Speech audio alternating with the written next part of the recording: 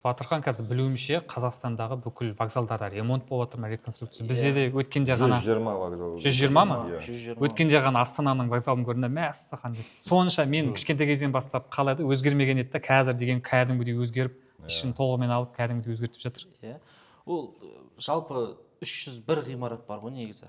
Жалпы Қазақстан бойынша 301. Оның ішінде 59-ы вокзал, кәдімгі вокзалдармен бөлінеді ғой, классқа, толыққанды, класстан тыс деп. Қалғандары халыққа қызмет көрсету орталығы. Соның 125-іне биыл реконструкция, модернизация, сондай жұмыстар жүргізіліп жатыр.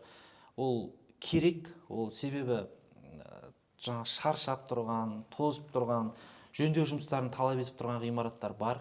Солардың барлығын тізімге бекітіліп, соларға қазір модернизация жұмыстары жүріп жатыр. Осы 2025 жылдың ол вокзалдар үшін бір үлкен бір серпін деп ойлаймын. Біраз дүниелер жаңарып қалса, енді керек қой, бәрібір де біз бетіне қарап отыра бере алмаймыз ғой ешқандай ғимараттың. Бәрібір де оны біз қарап отыру керек, біз оны жөндеп отыру керек, оны ретке келтіріп отыру керек та. Бұл үлкен ауқымды жүріп жатқан іс-шара ғой. Ол қашан бітеді? Тағы бір шорт кетті. Негізі енді бұл әр реконструкция жөндеу жұмыстары халыққа ыңғайсыздық тудырады ғой. Ол қашан бітеді, өзінің уақыттары бар ма?